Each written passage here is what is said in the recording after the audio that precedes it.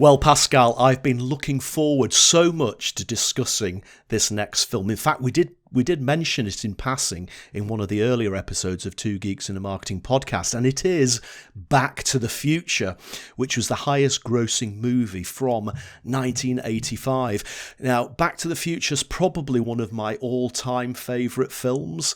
It's got good comedy, it's got good action, there's a bit of romance in it, there's science fiction, fantasy, and the time travel element. I love movies that have an element of time travel in them anyway, so things like Terminator, the Day of the Daleks episodes of Doctor Who all have those time paradoxes, but Back to the Future just brought it all together into one just superb, amazingly entertaining package. And I still can't believe that this film is 35 years old coming up, because if you watch it today, and I have to say we tend to watch it most Christmas mornings, it just feels like that sort of film to watch on Christmas morning. It's as fresh as it was when it was first made, Pascal. Absolutely. Like you, we have a ritual. I would say it's once a year at no particular time of the year, but we watch the actual trilogy. I've got the DVD, now Blu-ray box set. I just buy it. For me, it's kind of proudly on the shelf alongside Star Wars and many others. And you're right. I think it was a surprise hit. It was almost approached like an indie movie. You had Robert Zemeckis and Bob Gale wrote it. It was directed by Robert Zemeckis against the wishes of the studios at the time. But we need to be careful it doesn't turn into a film review, but actually this is about film marketing. So with that in mind, what I will say to you is my interest to discuss is how in 1985 you would have marketed a film without the internet. So we had the trailer, of course, you had the official Back to the Future tour where fans could meet and discuss. You had the press kind of coverage, but also, I would argue, early version of influencer marketing, because Robert Zemeckis and Bob Gale cleverly asked Steven Spielberg to be the exec producer. Now, of course, he brought with him, his savvy in terms of filmmaking and so on, but I'm sure he had a big influence in the way in which he was made and marketed. I would also remind you, which is I think a lesson for all of us in this virtual settings of audio and video, that Universal Studios were the distributors, but it was made independently by a group of people, including Steven Spielberg. But the studios, when they actually got the movie finished print, they didn't know what it was. They said, well, what is it? Is it a sci-fi movie, but there's not enough violence and spaceships? Is it a comedy, but it's not really laugh-out-loud comedy? Is it risque? Because back then you had a big drive around things like Revenge of the Nerds and that type of movies of boys chasing girls and so on. The studios didn't know how to market it as well. So the best they could come up with was, the scene where, it's actually a big segment of the movie where Marty McFly's mother kind of falls for him, creating and kind of secondary story about how he has to obviously make amends.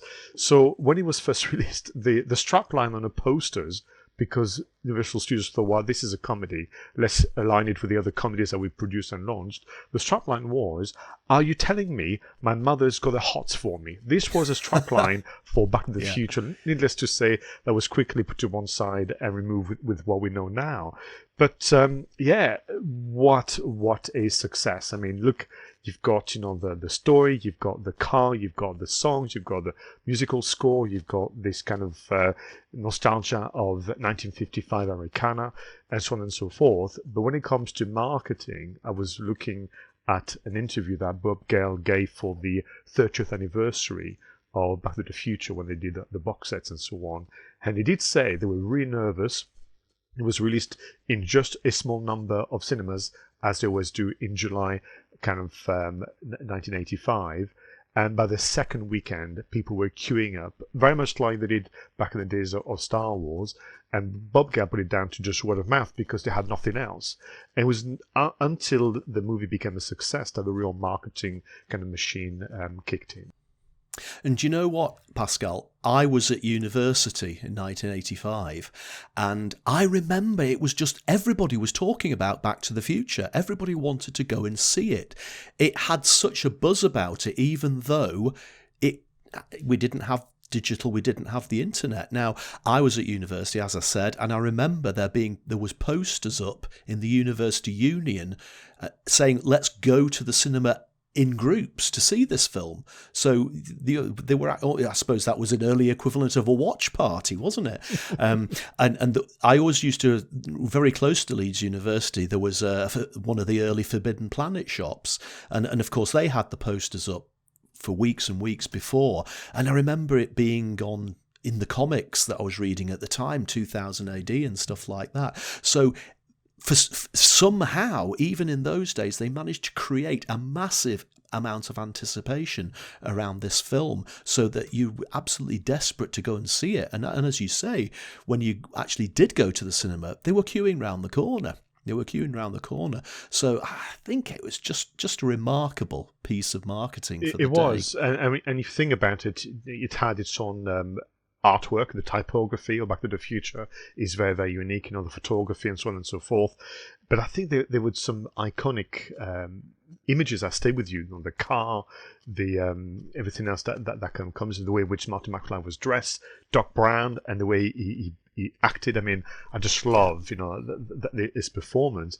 Everything was just carefully crafted. And again, because of Bob Gale and Robert Zemeckis coming from an independent kind of production, and they just knew how to pay attention to those the small details. And here we are 35 years later talking about it. And what is interesting about the Back to the Future kind of brand now, and what it signifies, is how now it's been taken over by, well, we know that there's a musical, a stage show, Back to the Future. They did have an attempt at a animated series in the early 90s with the actors, kind of doing the voiceover. But then countless reference in TVs and movies of today, where there's always a little nod to that movie. But what is fascinating, and again, it could be another lesson for all content creators out there, is that the script, which wasn't really changed, by the time they finished the film, the script was rejected 44 times, including Walt Disney Studios, who thought it was too risque, whereas Universal Studios thought it wasn't risque enough. And it was just that. And back to Robert Zemeckis and Bob Gale, they didn't change the script. They believed in the product and story so much that they continued, and I think perseverance is also part of what you need to think about as a content creator. But also, when something's a little different, you will get pushbacks because you don't fit in. Walt Disney, Universal could not make it fit like the other movies that they knew how to market. Absolutely right. And do you know what? We were talking earlier on about marketing slogans and strap lines.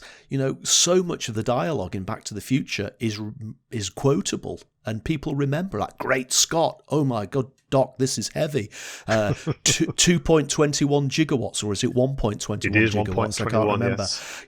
The flux capacitor, all of these things, they're part of our everyday language. And another thing I love about Back to the Future is that over the years as well, stuff's trickled out. Like, they shot more or less the entire movie with a different actor, Eric Stoltz. And unfortunately, Eric is a phenomenally good character actor, but he didn't really have the comedic timing that they wanted for Back to the Future. So they reshot the whole thing with Michael J. Fox. Now, can you imagine doing that, effectively making the film twice? But that was the conviction that they had, that it had to have that certain combination of scripting and actors and all those memes that we've come to know. And the other thing, of course, now is that there's loads of outtakes that you can find on the internet, some of which they deliberately created. There's one I see where Marty is dressed up as a sort of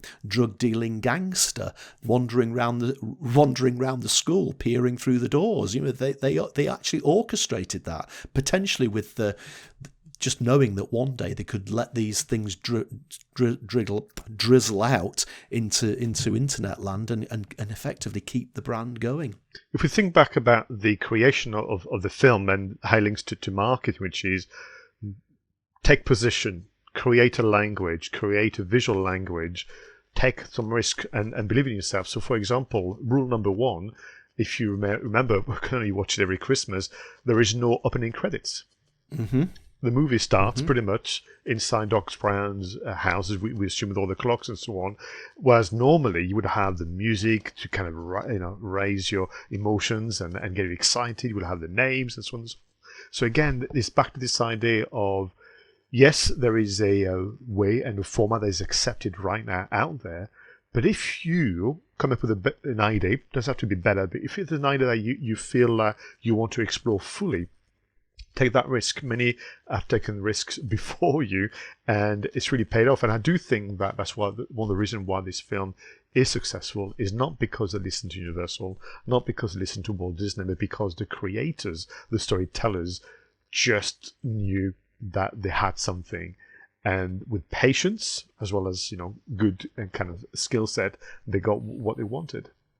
Absolutely. And again, I don't know whether it was planned, but, when they made the second film, Back to the Future 2, and part of that was set in 2015. And of course, we've been and gone past 2015. And there was another marketing opportunity for the studio to effectively relaunch the Blu-ray and DVD, and obviously the amazing thing to compare the predictions that they made for things like hoverboards and self-closing jackets and self-closing training shoes. That was a great opportunity for people to compare what Back to the Future predicted with the reality that it turned out to be. And I think that quite a lot of the things that they predicted did come to pass, apart from the hoverboards, unfortunately. That was the biggest disappointment, but you're right. Yeah. In 21st of October 2015, I don't know of anyone that didn't actually jump on the Back to the Future day. From big brands to vloggers and bloggers and fans of the film, I even have someone that I know in Durham who was dressed as Marty McFly and was doing kind of selfies and kind of walking around Durham and so on. For us, one of the reasons we wanted to mention Back to the Future as part of this podcast is back to film marketing. What are the lessons that we can learn? But also, more importantly, what are the lessons we can learn from films before the internet? Because I think there's a convenience factor with the internet where people can quickly come up with, well, this is the plan because that's what we're going to do online. When you release a film in 1985 and you're not sure it's going to work, what else is available to you? And it begins, I think, with a strong product. So the crafting of Back to the Future, from the way it looks and sounded, and I take you back to a comment I made earlier about the calligraphy of the title, and the photography style, and the language that you pointed out, so that it was a unique film. Nobody else wrote the script the way it was written. Nobody said those words before and since, apart from, out of respect, in TV series like Big Bang Theory and the likes.